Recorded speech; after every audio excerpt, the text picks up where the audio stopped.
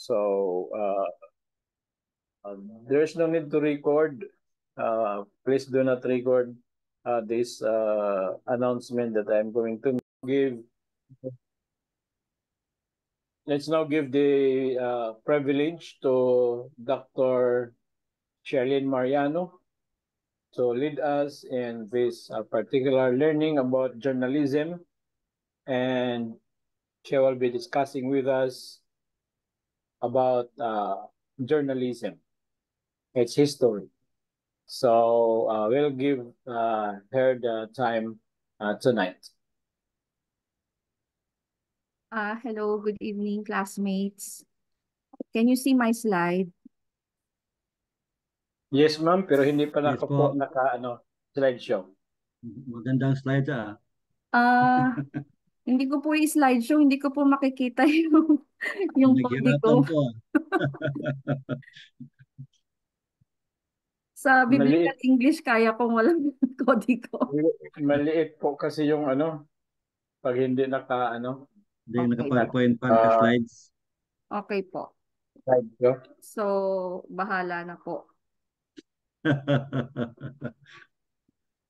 Alright, good evening.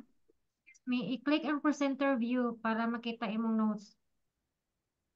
Paano po? Right click po, right click tapos makita mo yung presenter view. Right click. Tapos may yan o, show presenter view. Ayun. Para makita mo yung Okay. po. Thank you so much, Ma'am Menel.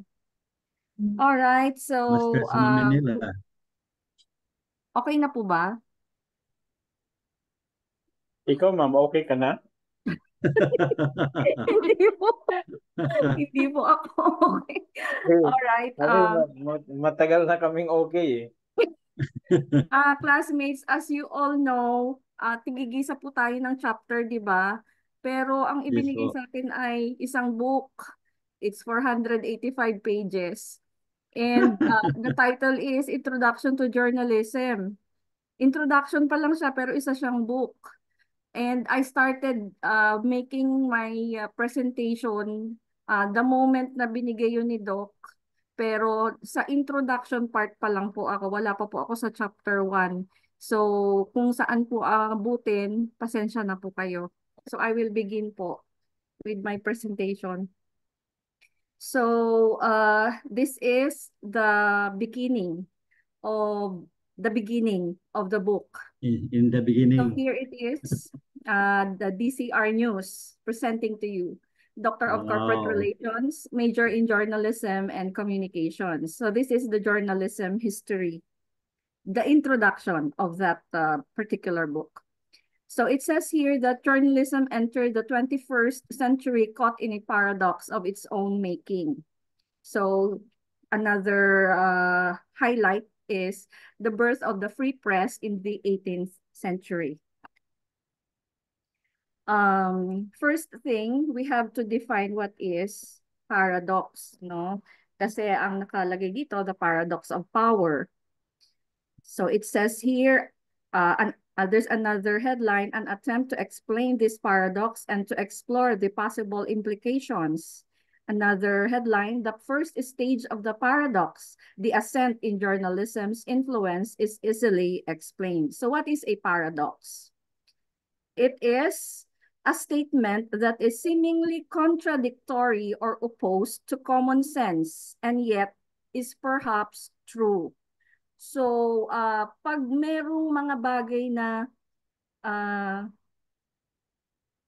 parang pwede siyang totoo, pero opposite siya, pwedeng, so parang labag sa loob mo, pero totoo siya. Yan. A self-contradictory statement that at first seems true.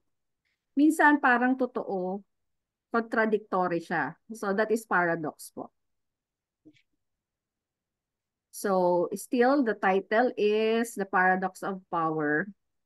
Sorry, hindi ko na napalitan yung title ng sunod.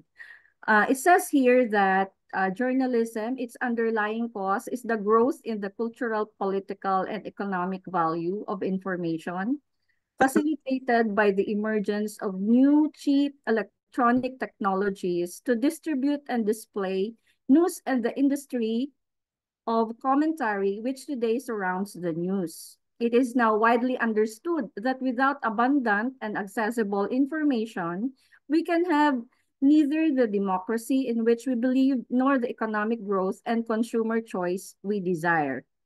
So, diyan po nagsimula yung journalism. May mga halo siyang political, pwede ring cultural, pwede ring economic value of information. So, nakadepende doon ang journalism, And another point of view na gusto nilang sabihin ay news which was once difficult and expensive to obtain today surrounds us like the air we breathe. Natatandaan niyo pa po yung mga panahon na yung hindi pa rampant ang high-tech na technology, itong mga gadgets natin. We all appreciate talaga yung printed pages, yung mga newspaper. Nagbabasa pa tayo ng mga newspapers, ng mga magazines, ganyan. Nakakalungkot dahil nung nagturo ako sa semi-international school na fifth grader kasi yung pinaka high level doon. Wala pa kasi silang elementary, wala pa silang napapagraduate na elementary, so pioneering pa lang. And these students are mataas ang mga IQ nila. Fifth grader pa lang sila pero ang level ng mga IQ nila ay mga high school na ganun. Tapos when I asked them, yung kasi 'di ba mga resources, yan yung mga encyclopedia, yung mga basta anything about sa library, hindi na masyadong kilala yon. So napapa-homework talaga ako, magdala sila ng newspaper, ganyan. And naa-amaze sila, ay ganito pala ang itsura ng newspaper. Kasi 'di ba, during these times na millennial times na, umaasa na lang tayo sa napapanood natin sa ating cellphone, sa TV, or yan, yung YouTube, yung FB. So, ang pagkakasabi dito, like the air we breathe na, parang hininga na lang, which is noon, ay we are looking forward, di ba, sa ano kaya ang news tomorrow, yung mga mga iba't ibang dyaryo, you are always looking forward sa balita na mababasa mo sa dyaryo. It's very rare mo makuha. Pero ngayon very rampant na siya. Sorry. At pagkakasabi pa, much of it is literally ambient, displayed on computers, yan, public billboards, trains, aircraft, and mobile phones, where once news had to be sought out in expensive and scarce news sheets. Today, it is ubiquitous and very largely free at the point of consumption. Satisfying news hunger no longer involves a twice daily diet of a morning newspaper. Yan, so hindi mo na masyadong, parang hindi ka na masyadong uhaw sa balita kasi parang minsan nakaka-toxic na nga makapakinig ng balita, 'di ba? Pag may times before na during COVID times, ayoko nang manood ng balita, ayoko nang manood ng tumingin sa Facebook kung sino yung mga namatay, ilan ang namatay kasi ang toxic na niya. 'Di ba? Kahit na ayaw mong malaman, malalaman mo. Which is noon, may free privilege ka na ang gusto pag sa mga newspaper, 'di ba? Ang gusto mo lang, pwedeng ang panoorin, ang basahin mo lang yung mga facts, yung mga pwedeng yung mga may gusto sa sports. So, all about sports or yung history, yung mga sa government, current issues. May mga times na pwedeng hindi mo na basahin yung mga patayan, yung mga violence na news, ganyan. Pero during our era now, no choice. Malalaman at malalaman mo kasi nga very rampant na siya. Yan, ang pagkakasabi pa, news comes in snack form. Yan, to be grazed and at every level of quality, even to be programmed to order to arrive pre-sorted via your personal digital assistant. So, yun, para na siyang snacks. No, hindi mo na basta-basta hindi anytime, pwede mong siyang ma-access. Okay? So here, but there are problems with this new culture of news because there is so much of it, we find it difficult to sort the good from the bad. So, wala. Dahil sa, ang mga news ngayon, andiyan dyan lang eh. Free na. Hindi kagaya noon, pag bumili ka ng dyaryo or pag may pambili ka ng dyaryo, tsaka ka lang makakapagbasa. Pero now, may pambili ko or wala, kahit na minsan limited lang yung budget mo, mag-aano ka talaga eh. Bibili ka talaga ng pang-data para makapag-internet ka. So, ganun na siya ngayon. And then, ang pang sabi, the fact that it is mostly obtainable without direct payment may mean that we value it less. As a generation grows up, unaccustomed to the idea that news costs money, the economics of resource-intensive journalism like in-depth investigations are undermined. So, yun po. Wala na kasing bayad eh. Anytime, pwede mo na siyang ma-obtain.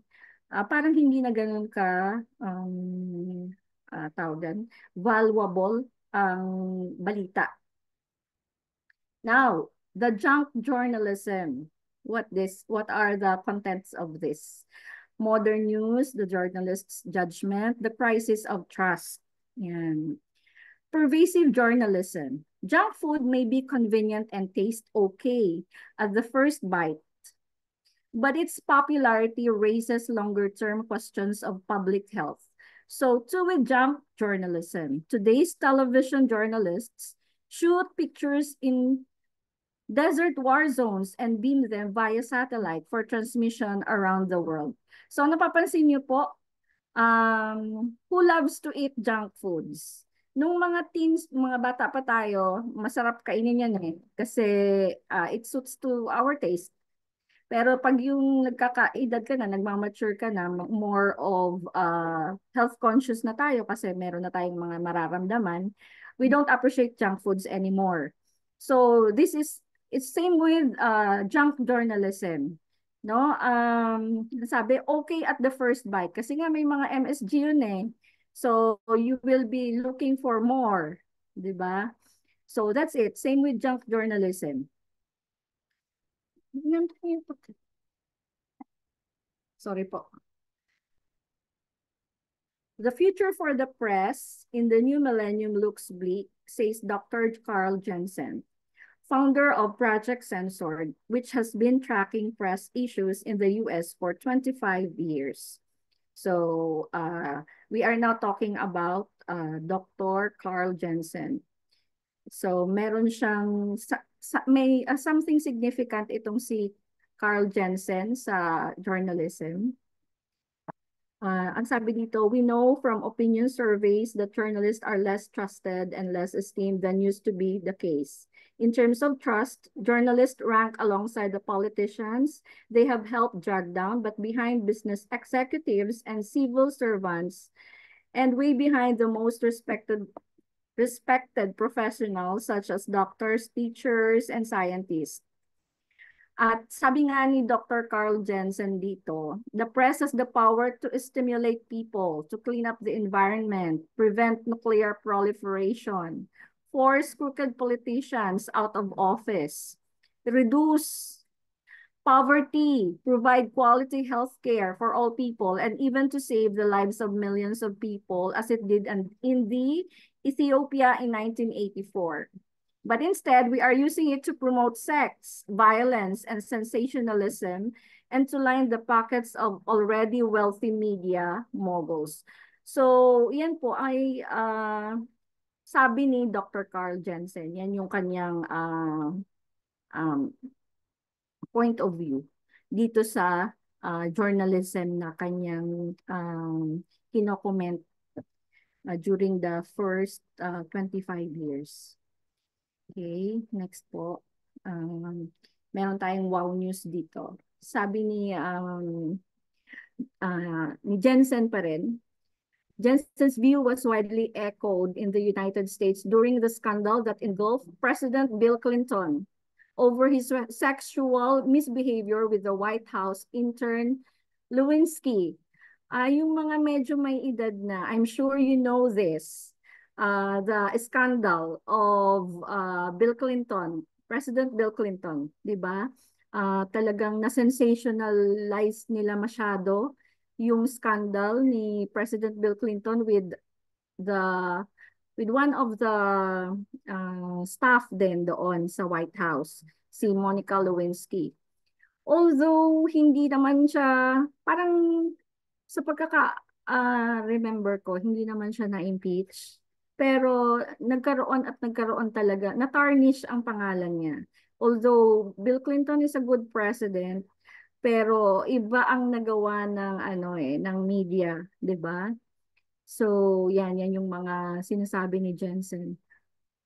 Another is critics saw this as part of a pattern evident in coverage of an earlier celebrity scandal, the O.J. Simpson trial, when the news media were accused of caring too much about soap opera and too little about justice. So, sorry po, hindi ko na research itong Simpson trial na to. Pero, ayan, yung mga report nila na mas nabigyan ng more, they were accused of caring too much. Mas sympathize sa soap opera kaysa dun sa justice. Okay? And then more recently, American journalism has been buffeted by a series of internal scandals involving fake reports within some of the country's most esteemed news organizations. One of these led to the resignation of the two most senior editors of the New York Times. Imagine, sa sobrang scandal na ginawa ng mga fake reports, it has cost the career of these two senior editors of the New York Times. If you are a dedicated person and you are devoted to your career, masakit para sa iyo na mag-resign ka, no? Sa pinagtatrabahuhan mo. Iba yung nag-retired, iba yung na-fired ka, hindi mo naman kasalanan yun eh. Maaring meron silang, hindi lang kayo nagkaintindihan ng iyong employer, pero yung ikaw na nag-resign, it's very dramatic, tragic sa isang tao. So, two most senior editors of the New York Times because of those fake reports. And then, ang pagkakasabi pa dito ay the American news media, including some of its most highly reputed newspapers and broadcasters, were widely judged to be peddling gossip, rumor, and unchecked facts as they scrambled to outdo each other for sensation and scoops. The public's reaction to President Clinton's Zippergate was to turn against the news media rather than the president.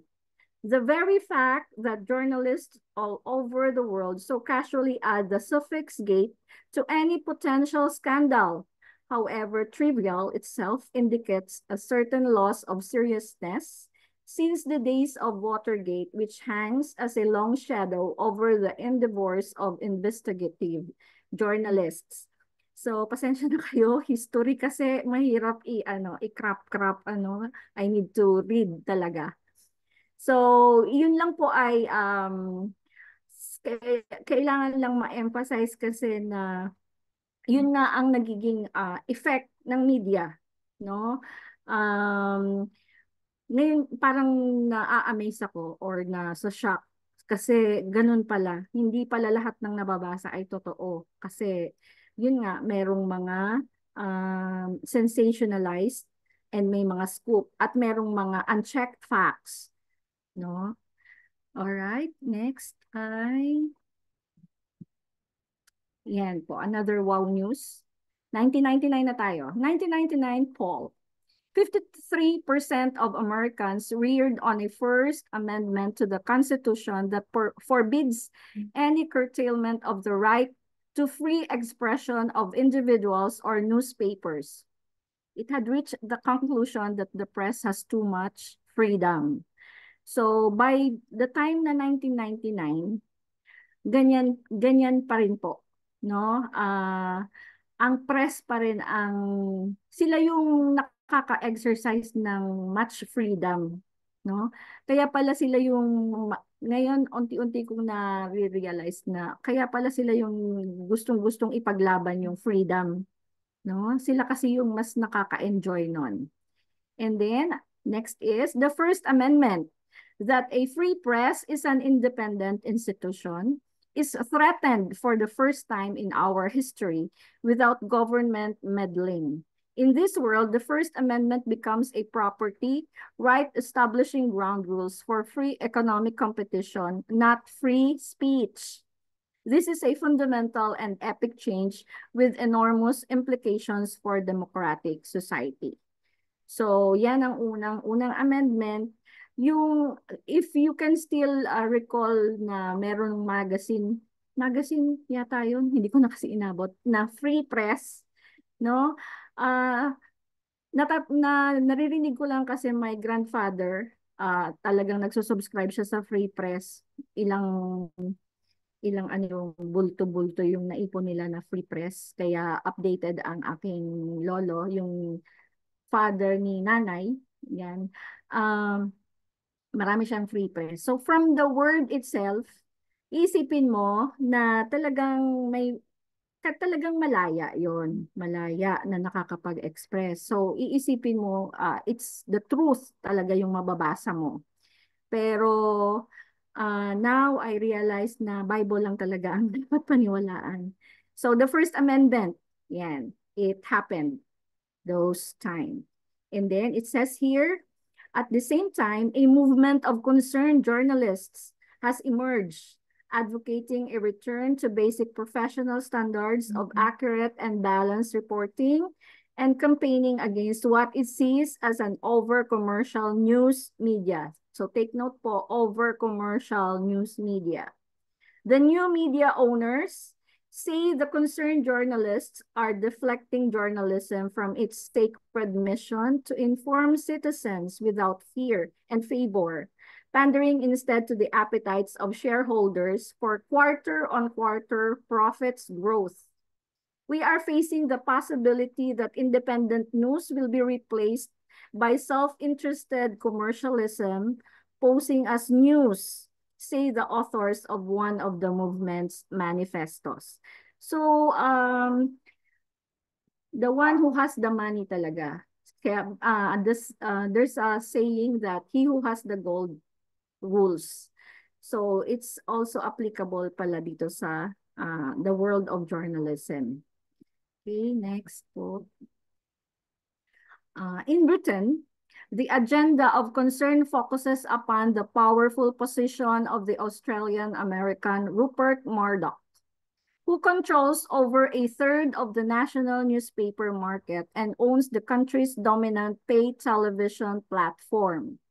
Murdoch is regarded by many as an outsider capable of making or breaking governments. So imagine, itong si Rupert Murdoch, he is capable of making governments.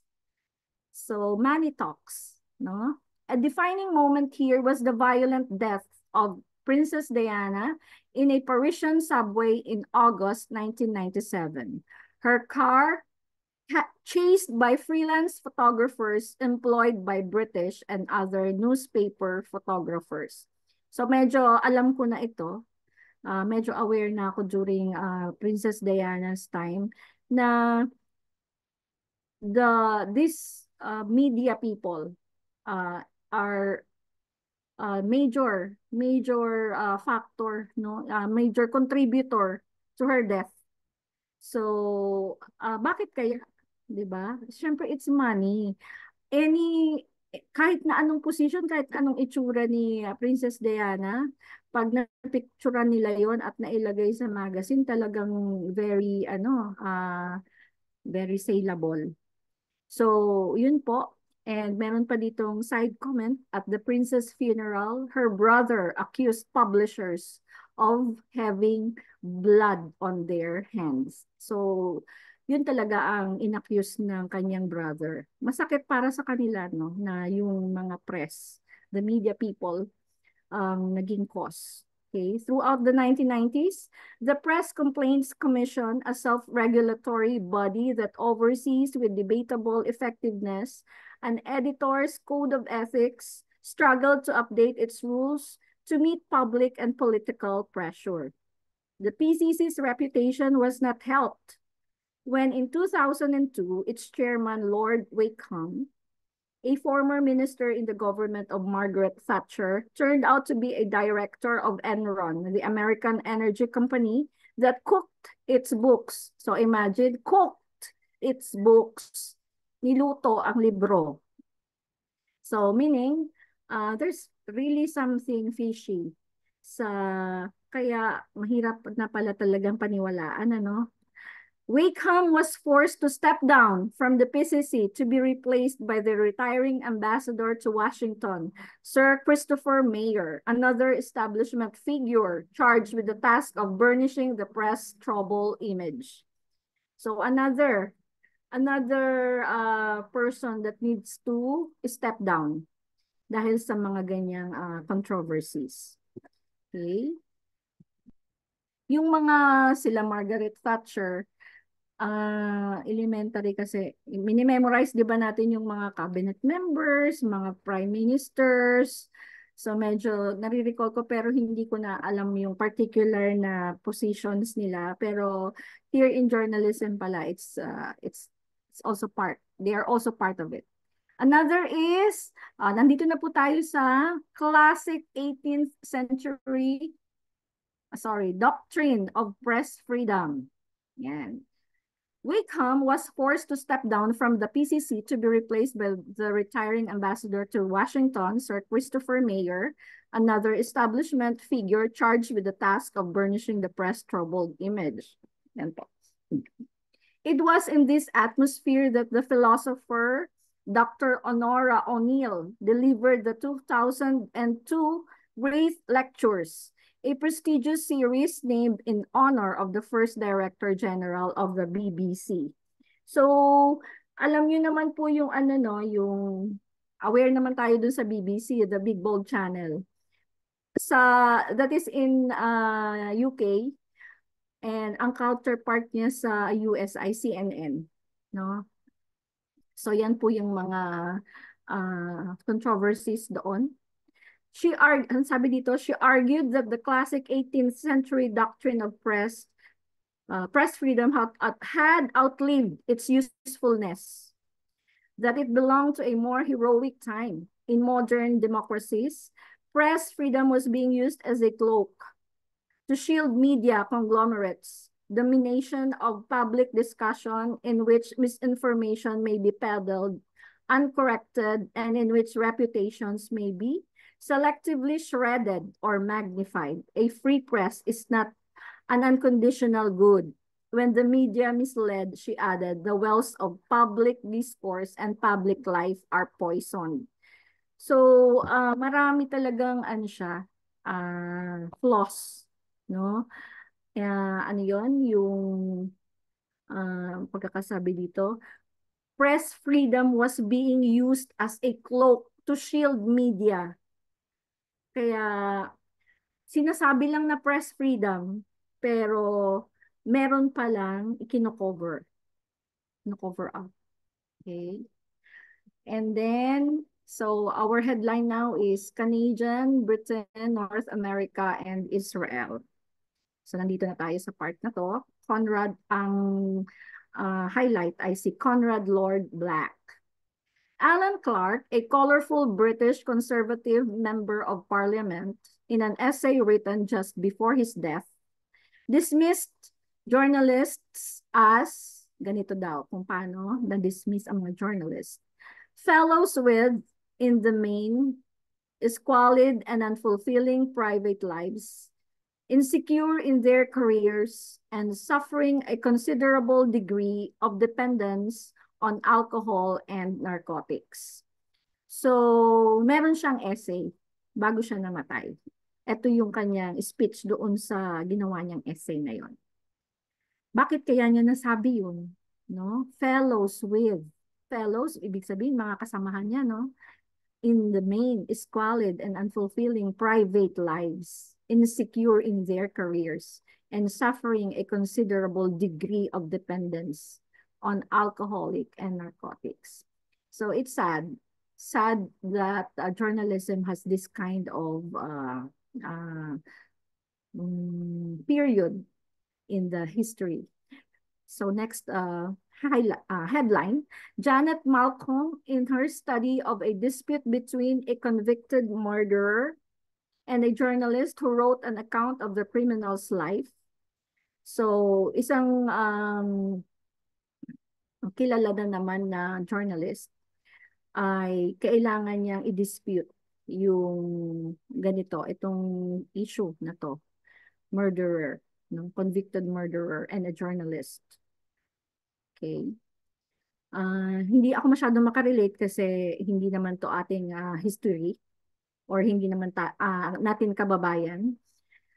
There is a comment here. This comment echoes the words of Conrad Lord Black, a substantial Canadian publisher who accumulated press interest in Britain, North America, and Israel, while characterizing journalists as ignorant, lazy, opinionated, intellectually dishonest, and inadequately supervised. Yan ang pagkakadescribe niya sa mga press ng Britain, North America, and Israel. That was before Black found himself in trouble with the law for an alleged fraud against his company's shareholders. So meron din siyang trouble, no? Siya mismo ay merong problema. Alright. Another headline is, itong olden times na to, the world's oldest newspaper.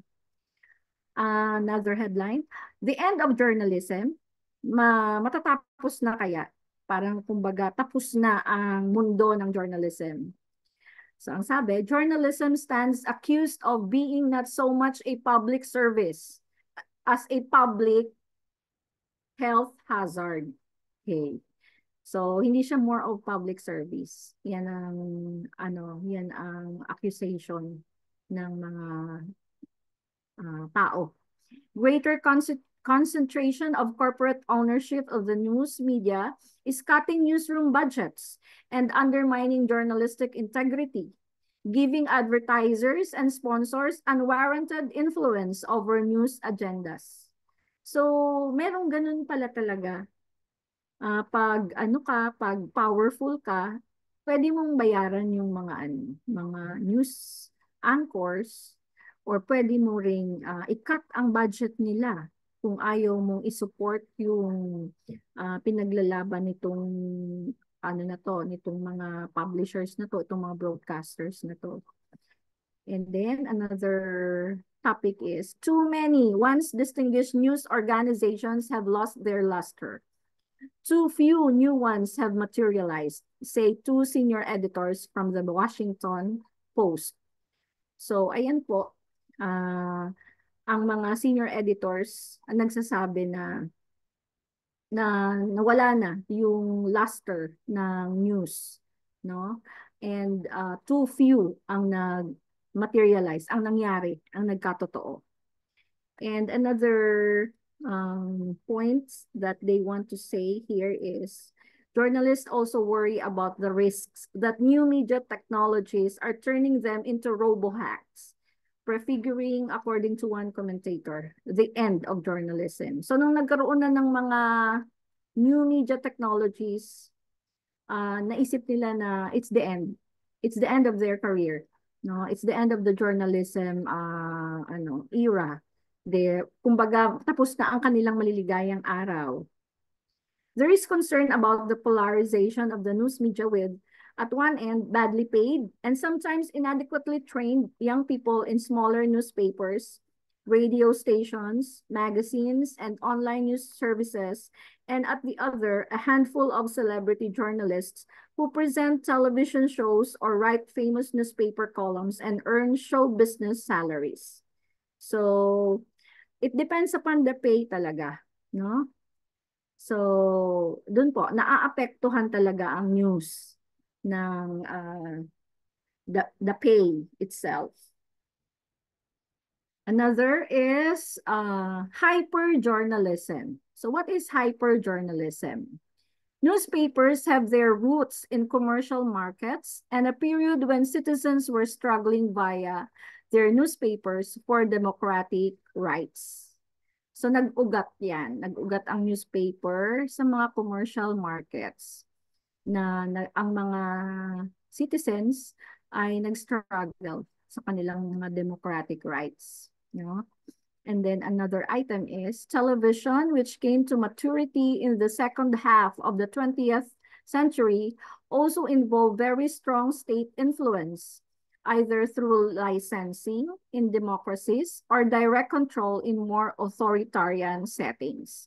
So, aside from newspaper, television, nag-ano siya, no? Nag-sprout siya ng mga panahon ng second half daw ng 20th century. So, medyo recent na yung history natin. Diyan yung mga times na talagang television ang ang pinanggagalingan ng natin, ng news. Mas kapani-paniwala sa mga tao pag napapanood nila sa news, sa TV. Okay? And here, it says here, in this third digital era of electronic news media, based around the internet and other broadband communications technologies, the formative, creative, and political cultures are different again. This time based upon a fusion of economic liberalism and globalization with a technology rooted partly in the Pentagon and partly in the world's leading research universities. So third digital era of electronic news media. Amid all the noise directed against the power in the UK media market of Rupert Murdoch, it is easy to overlook the extraordinary power of the BBC, a publicly owned body which controls half the radio. So, yan. Kahit na BBC, Big Bold Channel, iniisip ko, if it comes from foreign news, it must be true. Kasi international news siya, so international ang level niya, na siya, meron siyang international standard. So meron silang mas strict na screening ng mga news. Pero yan, sa nakikita natin, hindi rin pala, no? So may mga powerful persons pa rin na nakakapag-control. I think this is the end of my slide po. Thank you for listening and I hope you understand what I'm saying. That's all po. Hindi pa po siya tapos kasi wala pa nga po kasi ako dun sa chapter 1. This is just the introduction. Thank you po. Good evening.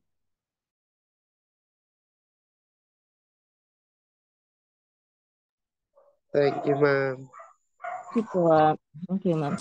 Dr. Lynn. Doc, are you still up? Nakatulog na yata si Doc.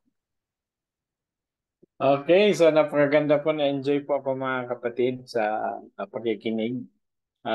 Some introductory points with regards to journalism. Mayroon po kayong questions mga kapatid? Ay handa na po si Ma'am Sherlyn na tumanggap ng mga questions. We still have 11 minutes for your questions. At Wala kung na wala akong pong time. questions, ay pwede po kayong magbigay ng reaction, no? Ako po. With regard to uh, uh, the uh, the the report. Okay? So anybody? Doc. Po. Ma'am Shirlene, how can we know that the news is fake? Or paano ba natin siya masasabi na kung ito ay hindi naman nahaluan ng or ito ay ba ay makatotohanan or not? How can we know? Katulad nga may mga fake news tapos hindi naman pala yung totoo. Paano natin siya malalaman dito na yung totoo sa hindi totoo?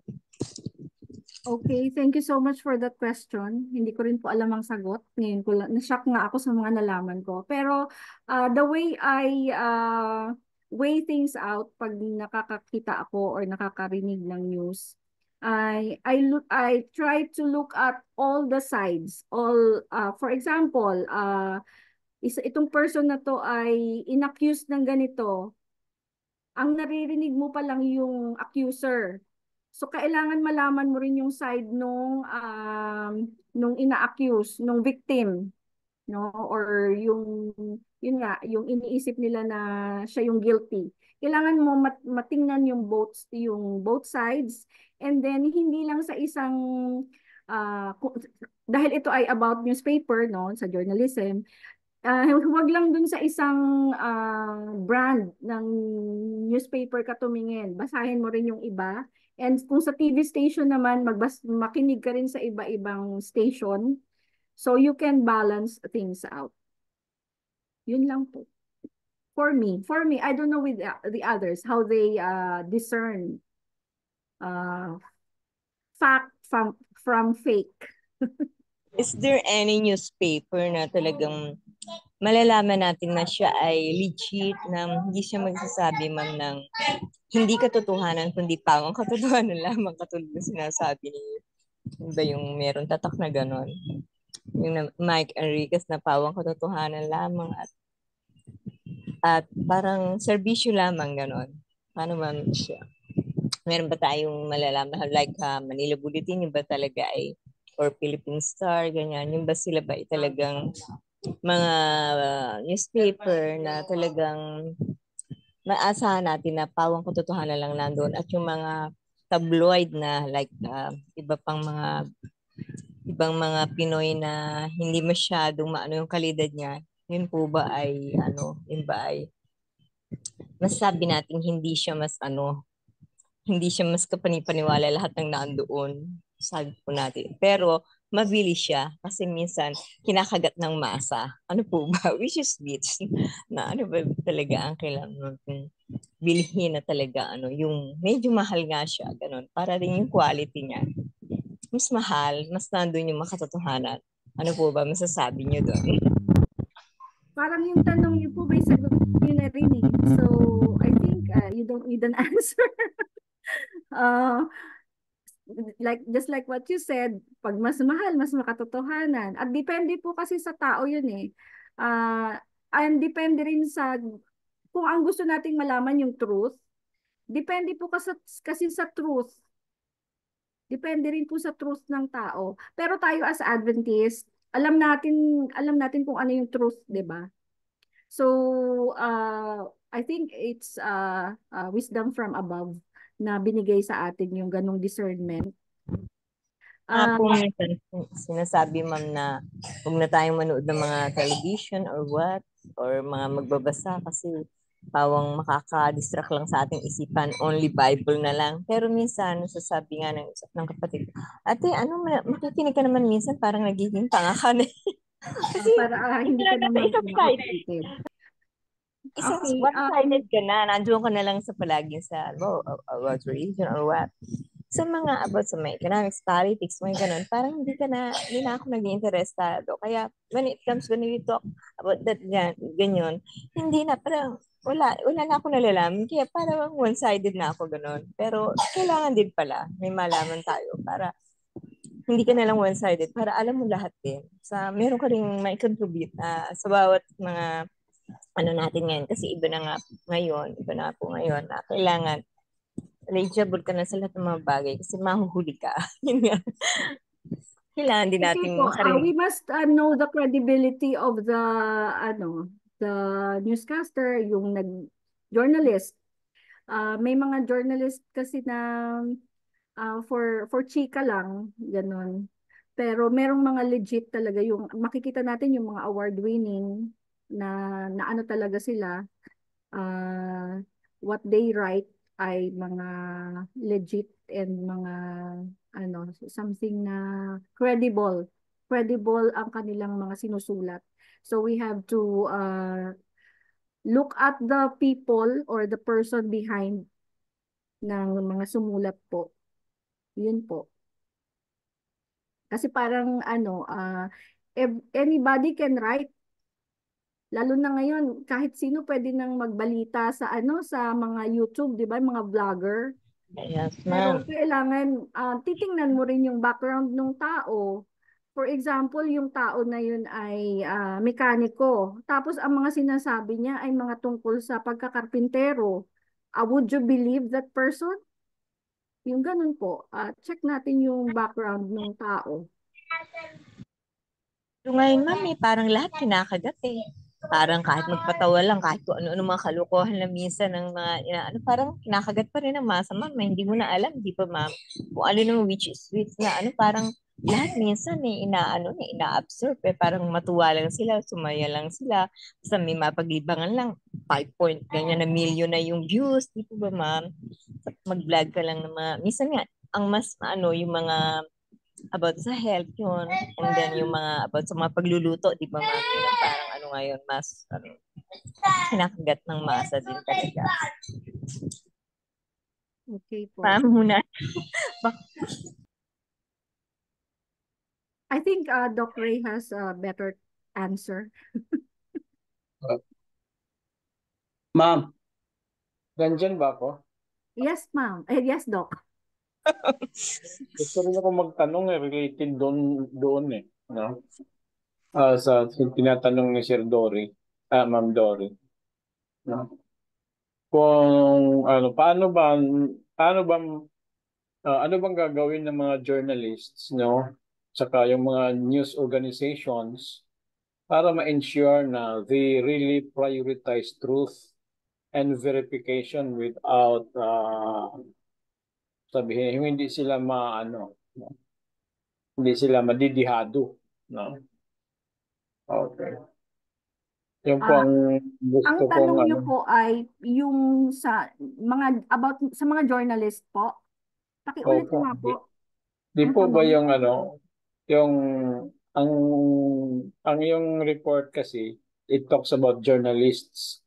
It Opo. talks about organization, no, Opo. behind this particular journalism.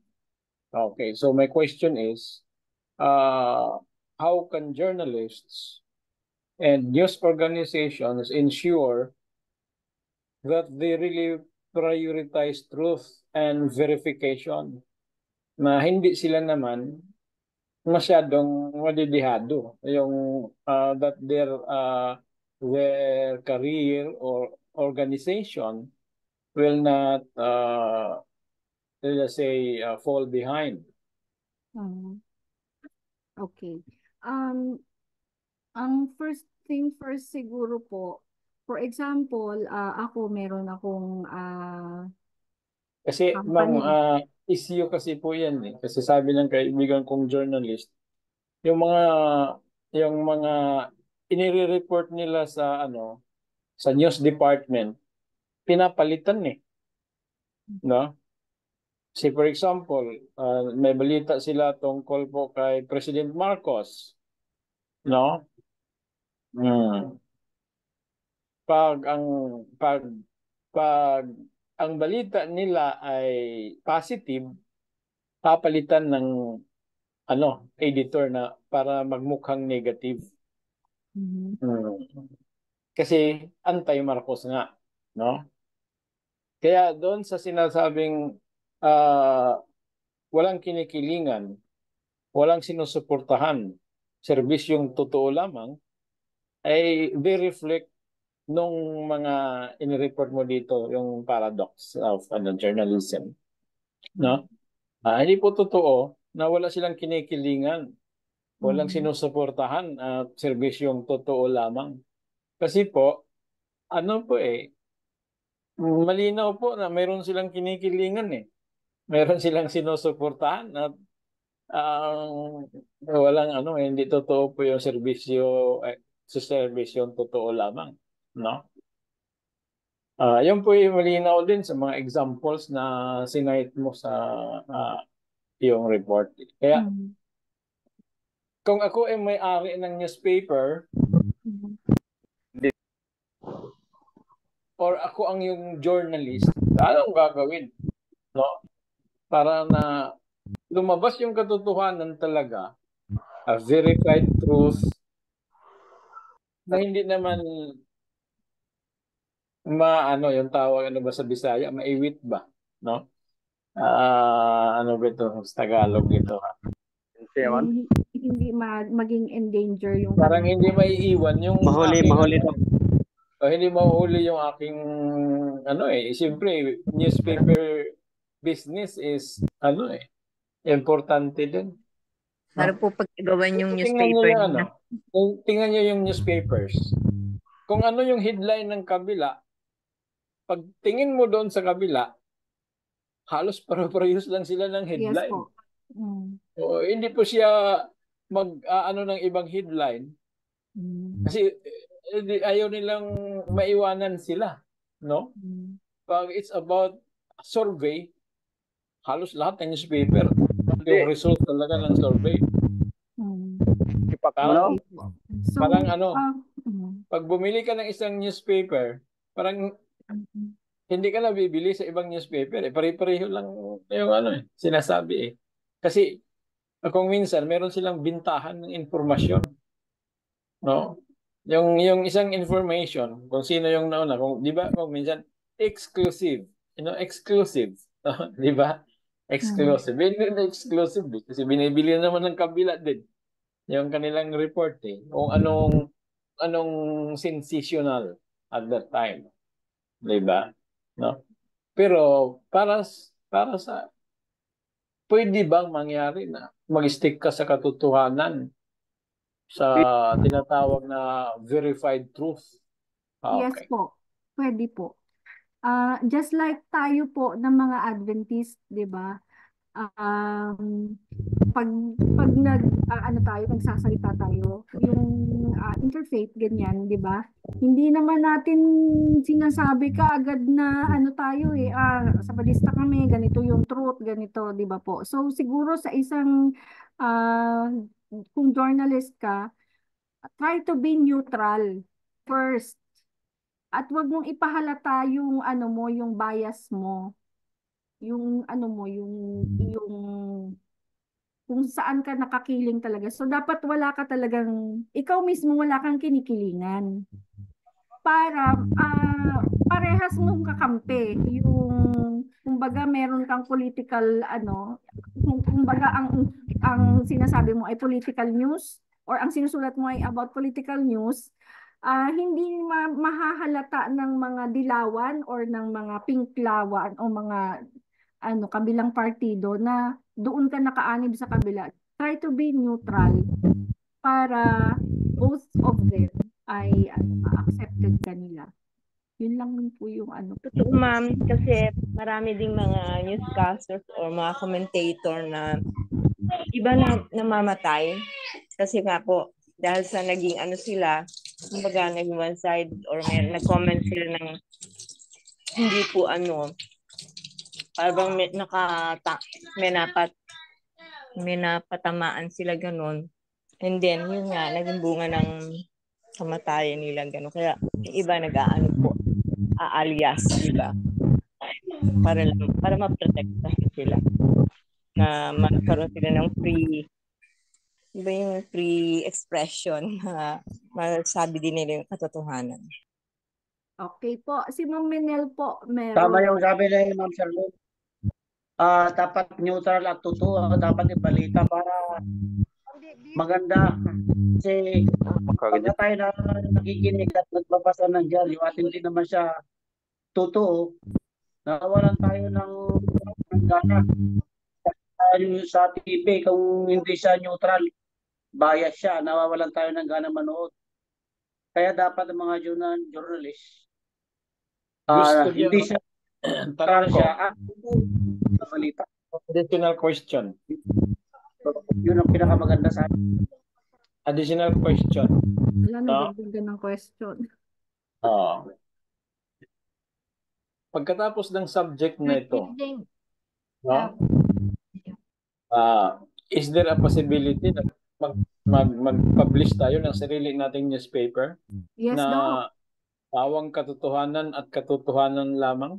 Yes po. Na Nice. yung naiiba talaga na walang halong pamulitika, kundi pure news lang talaga eh. Kung anong meron, yun ibabalita natin.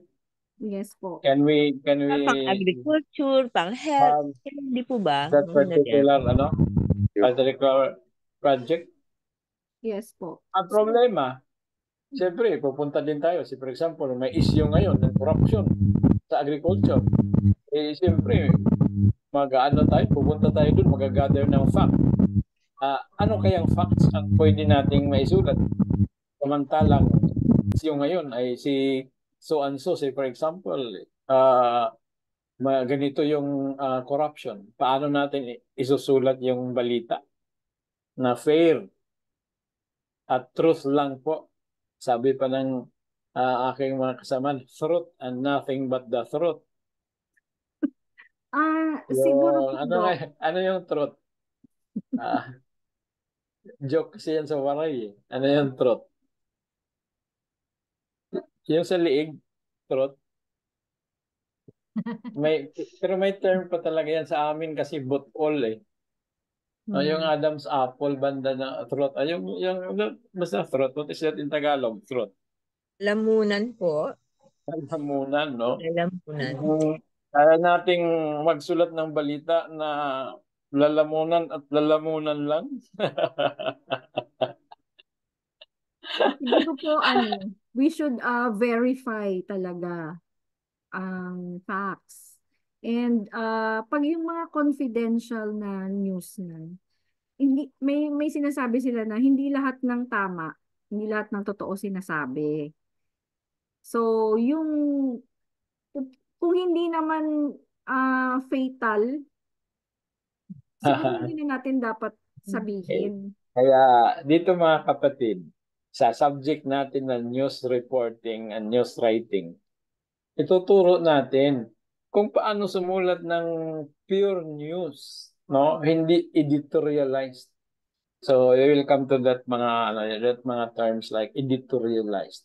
Kasi po, titingnan mo yung mga news ngayon, hindi siya editorial. Pero actually, the news is editorialized. Now, meaning to say, pinasukan na ng opinion rather than writing the facts. Okay. So for example, may issue sa corruption sa isang departamento. Siyempre, ang inahabol nila yung gusto talaga, iba yung gusto natin eh. Pero yung gusto ng general public, yung nakakaantig, no? Nakakaantig. Hindi kaya yun ang sinusundan ng talaga ng journalism, makabagong journalism, na yung sensational, yung medyo may halong intrigue, no? Ganun yun eh, no? So, dito ang aalamin natin kung paano sumulat ng pure news, paano mag-imbestiga, no? Ang tawag naman is investigative journalism. Paano mag-verify ng truth? Okay. So, ayan, nandito tayo sa subject na ito kasi ang purpose natin na tayo po'y matuto sa tinatawag na journalism. Yung sinasabi ni Sister Dory na katotohanan ng panglalamunan lamang. Pag lalamunan at lalamunan lang. Truth natin the truth. Okay. So, yun po mga kapatid, no? Kasi it's an issue, no? Sometimes you have to uh, pag gusto mong kumita yung industry, yung organization mo, anyway, papag-aralan naman natin yan, no? Kasi parang ano lang, and this is just for curiosity discussion, no? Para tayo po ay maintriga lalo, no? Para mag-ano pa tayo sa ating anong tawag nito, no? Another point, paano ba yung ano ba talaga yung dapat sundin natin na ethics or journalism ethics, especially in the digital age, no? In the digital age. Katulad dito ngayon, pag nanood ka ng mga vloggers, no? Ay talagang ang mga vloggers diyan ay yung iba diyan mga one-sided, 'di ba? Popo sila. At saka namimili ang mga vloggers ngayon kung anong mga issue ang kanilang itatalakay para pumatok yung kanilang at ang purpose naman nila doon ay hindi magsabi ng katotohanan, kundi yung para kumita sila, para maraming manood, maraming views, at saka ayun na nga, kumita, no? Kasi ang tao naghahanap ng mga ganun eh. So pag naano sila, ito maganda ito eh, subscribe ko ito, i-like ko ito, no? So ang tawag diyan mga kapatid, the rise of the new journalism. The rise of the new news, no? Pero ang iba naman sinasabi, that is not journalism. Vlogging is not journalism. So what is our take? What is our take with that? No, mga social media na mga balita na dinadala ng social media, and these things so really challenges journalistic ethics. No, how can we ensure responsible information sharing? No. Tayo po yung maka-distinguish kung ano yung mga real tawag natin nito. Ang totoong mga sources, no? Yung what do you call this? Yung legit, sabi pa ni Sister Dory, legit, no? Legit na mga siguro more appropriate word is liable resources, no? Liable resources, tama.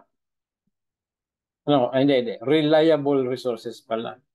Pwede rin on the other side, yung mga resources ng disinformation. No? Kasi po, ang mga tao, andyan pa ba kayo mga kapatid? Yes po.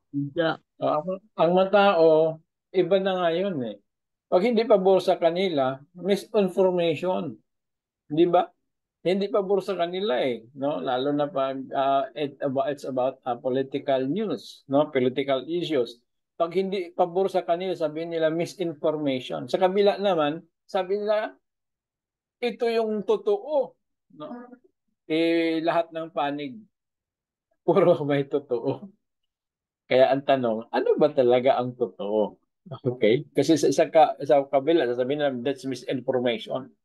Sa kabila naman, sabihin, totoo yan. Ang sa inyo yung misinformation.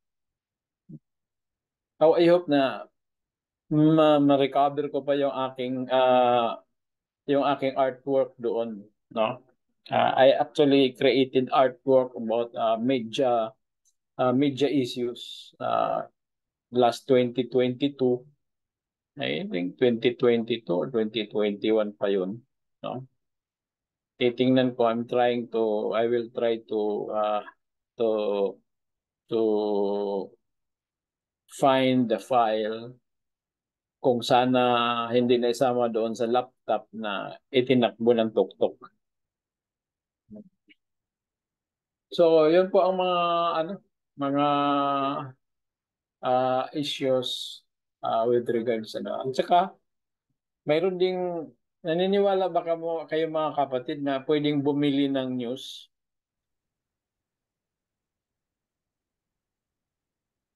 Oo, binabayaran ng tao ngayon eh.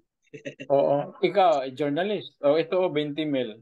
Gumawa ka ng magandang news para sa akin. Hindi lang yung tao doon, mismong station. O, tapos sabihin din, o ito, 20 mil. Gawa ka ng news na pakontra doon sa kalaban ko. Ganun eh, no? Meron na, meron din ganun. So, ano ang future ng ating journalism pagka ganun ng ano, no? But anyway, we are just exposing ourselves. Kasi yung subject naman ni Ma'am Sherlyn ay introduction to journalism. At least, makita natin what are the faces of journalism? Ano bang mukha ng journalism? Siguro, Ma'am Sherlyn, ikaw pa rin yung mag-discuss dito kasi importante naman itong subject na ito before we go to other parts. Kahit i-discuss mo na lang yung about about journalism, then yung sa topic ng aklat mo, kahit dyan ka na lang hasta, no? Yung born free. No? Well, born free. Born free. Born Meron po bang chapter na yon? meron po. Yung chapter 2, chapter 2 or chapter 1 yata yun ang aklat. No? Maganda Sige, yun eh. hanapin Born ko na free. lang po. Tapos Okay. before ka mag-discuss niyan, kanta ka muna. Born free as the wind blows. Sige, maganda po yan, no? Kahit yun na lang po hasta, then we go to the other book on the several parts of journalism. Para kasi midterm na eh. Midterm na kaagad tayo eh, no? So, yung midterm natin, panoorin niyo yung yung video. Please, kung nandito ba si Doc Nards?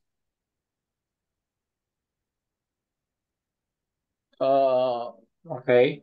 Paki-add paki-add po ng lahat ng o si Ma'am Sherlyn na lang. Lahat po ng mga kumukuha ng ng journalism subjects Andito po na si Sir subject na Nards. ito, Mm. paki-add po doon sa ating GC sa journalism. Sa subject Na-add ko na ng po, Doc. journalism. Na-add ko na po. Na-add mo na. Kasi Opo. nandoon yung ating exam, no? Ating midterm exam.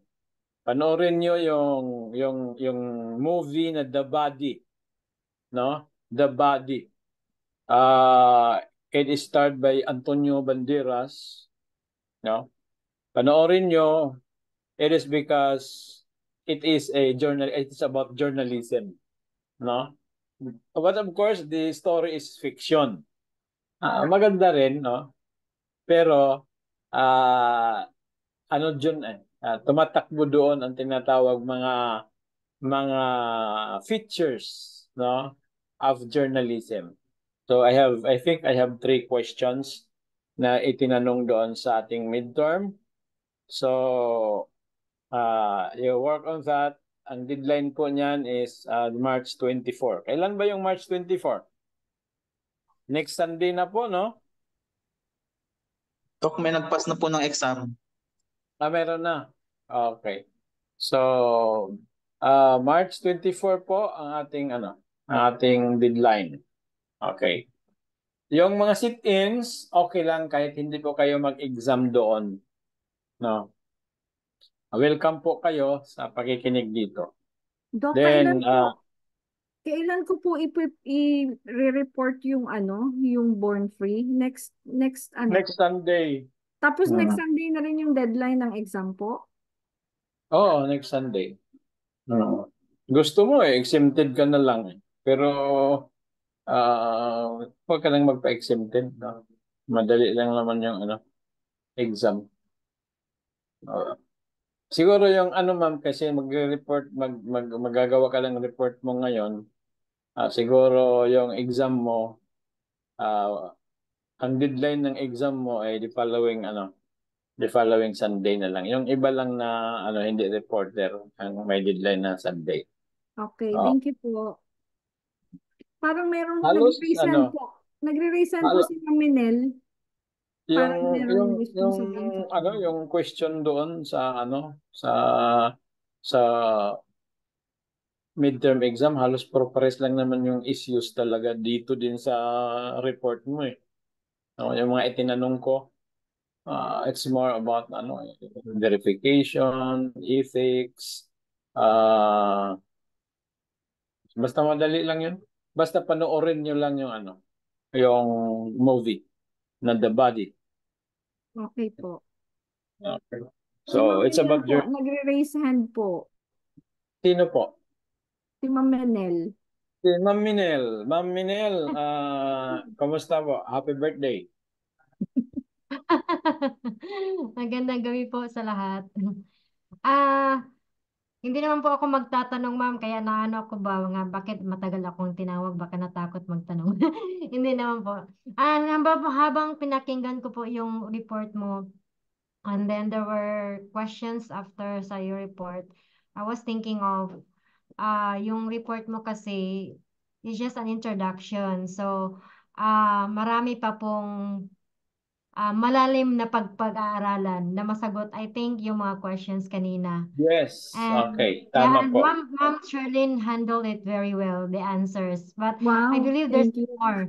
There's more on that. Kasi introduction, as I was listening, is more on the history, right, Ma'am?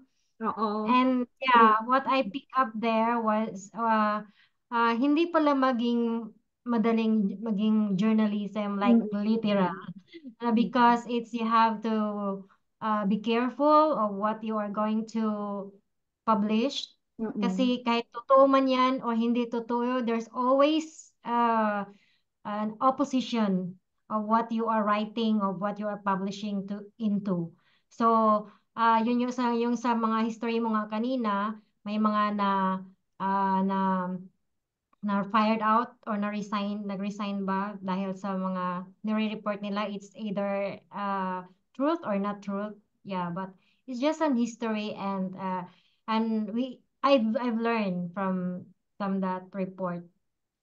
Thank you po, ma'am. Yeah, thank you din. Thank you for that, ma'am. Ako rin na parang na-shock ako na dati, parang pag naisip ko na ganito, mukhang matatag naman yung, yung newspaper company. Totoo talaga lahat. Hindi rin pala dapat. Talagang Bible lang. Bible lang talaga ang truth. Thank you, ma'am, for that. Alam niyo, ang buhay ng mga media men, pag nagsabi ka rin ng totoo, delikado din ang buhay mo. Lalo na pag ang sinasabi mong totoo ay doon sa mga powerful people na ayaw nilang matarnish ang kanilang mga characters, no? 'Di ba? Like for example, nakarinig kayo ng mga media people na biglang nawala. Yung Dasir case, nasundan niyo ba 'yon? No? Okay. Kasi narinig niyo yung sa Dasir kaso. Opo, Yung nabomboradyo ng mga ina-assassinate, no? Maraming mga ganun din. Siyempre, pag mga tao ay nasaktan, gumaganti. Mayroong doon sa amin sa Tacloban City, pinatay talaga sa entablado yung doon sa isang radio reporter. Pinuntahan doon, bang, patay. No? Okay. Kasi, truth, please apply. Truth blank. 10 points. Truth blank. Hearts. Okay, thank you. So, 10 points goes to Dr. Terry. No? Truth hurts. Okay, so yun po Pick it talaga. up, pick it up. So you get 10 points tonight for the bonus.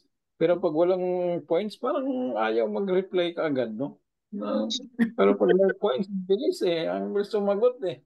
Ang mga ano eh, may points. Okay, so ayan pa, no? Okay, so siguro one of the questions later ay mag-research ko po kayo. Sino po ang mga taga-media na pinatay ng dahil sa pagsabi ng katotohanan? Mara ding ano, nagsabi ng hindi katotohanan, pinatay din. As po So, it's whether truth or not parehas ding delikado okay. ang buhay. Kaya parang iba po, Parang neutral na nga lang po. just an opinion. Okay. Lahat po ba na tinatalakay sa Free Press Magazine ay totoo? Hindi po. Issue yan. No? Ay grabe, sinusundan ko talaga yung Free Press. Hanggang dumating sa point na iniwanan ko na rin. Kasi parang nagsawa na ako eh. No? So, yan po ang ano. No? Ang lalamunan at pawang lalamunan lamang. Okay? So, anyway, we still have so many things to learn about journalism. Then, we will also focus on news writing. Gawa tayo ng project, tabloid. Gusto nyo, tabloid ang gawin natin? Tabloid style? Oh. Baka po dyan na tayo. Yun na po, wag masyadong ano tayo, wag pong masyadong, kung politics man or ano. Basta po yung ano siguro po. Meron Tayo tayong ng mga standard na hindi news tayo na ano. Opo. Oh. Alam lang po naman natin yung dapat natin, etiquette po natin para hindi tayo maano po, masablay. Ang tawag nga po nila yun. Hindi tayo ano nga, quote unquote or what. So, hindi po tayo ano nga ba yung tawag? Ilan ba tayo dito? Say for example, meron tayong 20 na kumukuha ng journalism. At bigyan natin ang goal ng bawat isa ay magbenta ng 100 copies. 100 copies, tabloid lang. No, ang bintahan lang niyan nasa mga 5 pesos or 10 pesos. So kayang magbenta 100 copies, 1,000 pesos nga lang eh. Parang pwede mo lang bilhin yan eh. Tapos ipamigay eh. Di ba? Okay, 100 copies bawat isa. So we can publish some 2,000 or 5,000 copies. Kahit isang issue lang, no? Project. Di ba? So pag-usap-usapan lang natin yan next time. Para ano, lahat tayo na may klase dito na subject na ito, na news reporting, at least may nasulat lang naman na kahit isang news eh. Pwede rin po, Doc. Para nagsasanay na rin. Tapos, sino po kayo mag-e-edit, gano'n. Or si Ma'am Shirley. Or, Walang problema. Gagawa din tayo ng mga editorial stuff. Tapos i-assign ko po, for example, Sister Dory. Ito po, assignment mo, may issue ngayon dyan sa San Jose del Monte na bumagsak yung kailang medyo panis na yon kasi na bumagsak na santuario, na simbahan, na second floor ng simbahan. Pero panis na. Yung talagang hindi masyadong panis, no? Na mga issues. So you will do some investigation or kaya kahit interview lang, no? Anyway, dadaanan din natin yan. So guys, ako po yung nag-travel ng mahabang pagta-travel.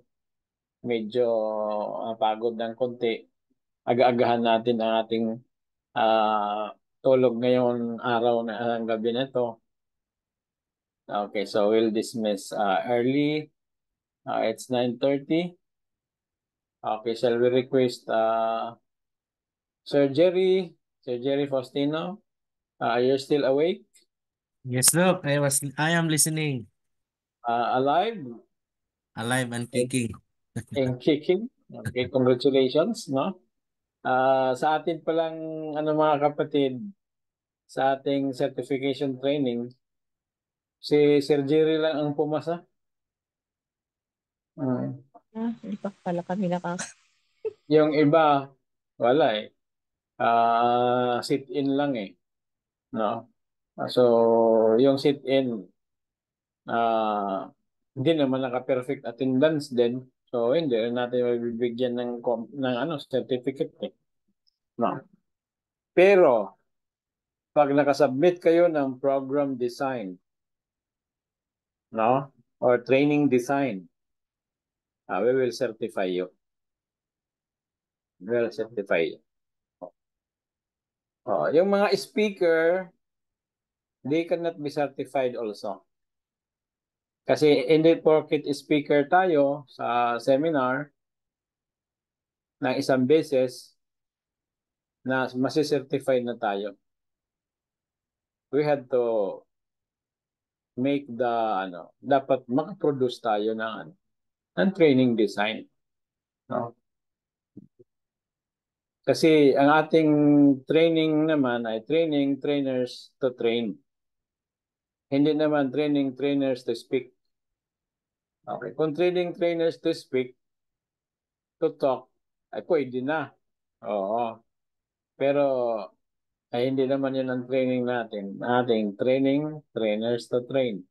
So you have to create a training design or a training program para ma-certify. Okay? So, simple lang naman eh, no? Identify the need, create the objectives, design the training, no? Then, submit. Okay. In fairness, I'm going to upload a model sa training design. Okay?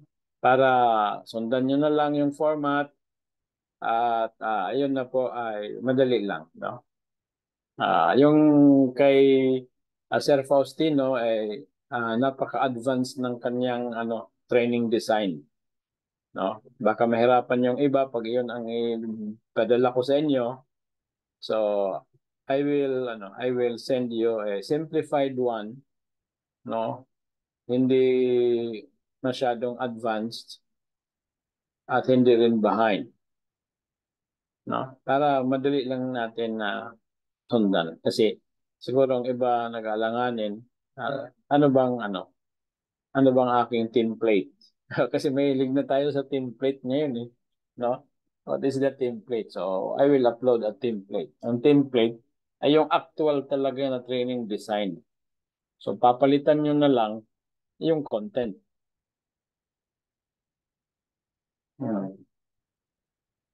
Ano yung Doc, training design or training, Training program, parehas lang yun. program. Para po kayo ay ma-certify. No? Okay. So, dahil si Sir Jerry ay siya po ang magbibigay sa atin ng pang-takip na panalangin. Tama ba yung magtagalog ko? Pang-takip na panalangin? O ano bang tama na Tagalog? Panapos? Pangsara.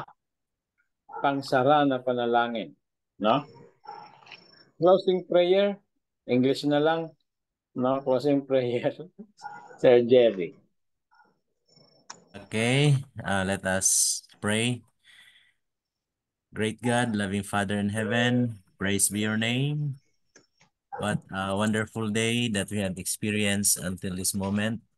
Your abiding presence is with us. Thank you for sustaining us with good health and strength, knowledge and wisdom. as we have started our studies this morning until this moment. And as we close, we return to you all the honor and the glory because it is to you alone that we entrust our lives. I pray for the success of all this endeavor, for the advancement of the work that you have given to us to finish.